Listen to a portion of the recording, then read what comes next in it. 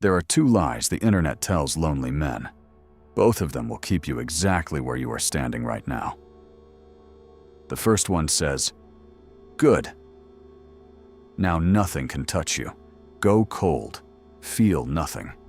The second one says, "That is just the tax on being smarter than everyone around you." One tells you to go numb. The other tells you that you are better than them. Both are wrong. Here is what neither of them will tell you. You can be in a room full of people who have known you for years and feel like a stranger they are being polite to. The calls thin out. The old table stops feeling like yours. And it did not start when you failed at something. It started the moment you finally became yourself. That has a name. Carl Jung spent his life on it, and he did not call it a wound. He called it a threshold you cross on the way to yourself. How you read the next few minutes decides whether you walk back into the room you outgrew or finally build one worth standing in. The part nobody warns you about. The loneliness arrived at the exact moment you got closer to yourself. That is not a coincidence. It means the opposite of what it feels like. Let me say the true thing plainly. The loneliness is not the price of being better than them. It is the proof that you stopped being who they needed you to be. Every room you have ever belonged to ran on a quiet arrangement. You play a part, the one who never rocks the boat, and in exchange, they keep you close. You never signed it. You just performed it for years. Then you changed. You got honest. You wanted your own life, and without a single word, you broke the arrangement. The silence you are hearing now is that old contract ending. You did not lose your people. You outgrew the version of you they agreed to. Jung had a word for what you were doing. Individuation. Becoming one whole self.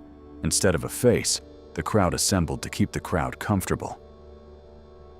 In 1957, in a small, furious book called The Undiscovered Self, he warned that most men never do it. They dissolve into the mass. They take the expected shape, say the expected thing, want the expected life, and they call that belonging.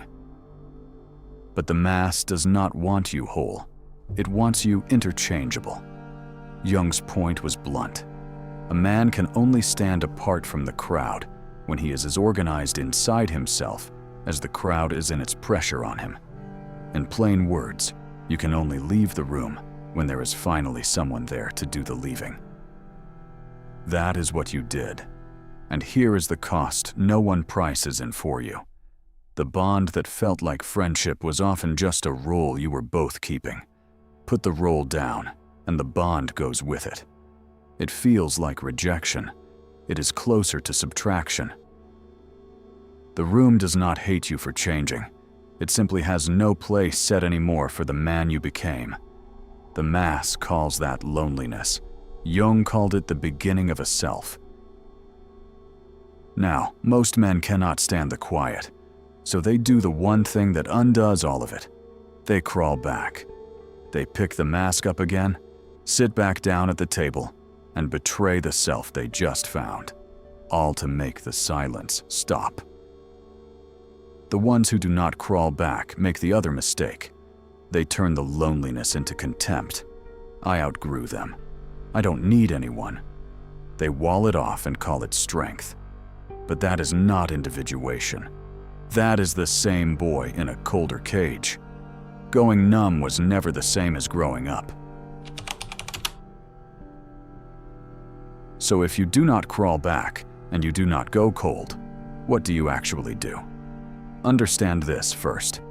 The quiet is not your enemy. It is asking three things of you.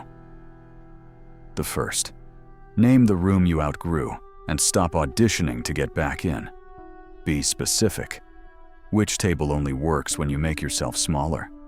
Which friendship only holds when you play the old part? Name it. Then, for 1 week, stop playing that part in one relationship and watch what is still standing when the mask comes off. What stays is real. What leaves was renting you. The second, sit in the empty middle without rushing to fill it. This is where nearly every man breaks.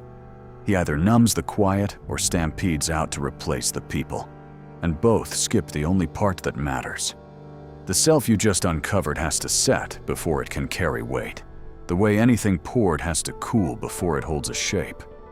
Once a week, 1 hour, alone, no screen. Not to fix the loneliness, to let it finish its work. The third, reach for the few who can meet the man, not the mask. You do not need a bigger crowd. You need a truer one. 2 or 3 people who can look straight at who you actually are and not look away. And the rest of the solitude, you turn toward the one relationship you starved for years to keep the crowd fed, the one with yourself. One honest sentence to one person who might meet the real you. One thing done alone that is communion, not hiding. The work of your hands, the long walk, the blank page. Here is what neither lie will ever tell you. This loneliness is not a detour away from the life you wanted. It is the doorway to the only connection that was ever going to be real. A man who is a mask can only ever be met as a mask. Everyone who loved the old you loved a performance you cannot keep up forever. But the man who becomes himself can finally be met as himself. Most of them, for the first time in their lives. What the crowd gave you was belonging without being known. What waits on the far side of this quiet is being known, without the crowd. And yes, you will grieve the old warmth. You should. It kept you alive back when you had nothing truer. But it was a fire in another man's house. This is the cold, clear air higher up, where for the first time you can see for miles and be seen. This is the man on the other side. He's not hardened.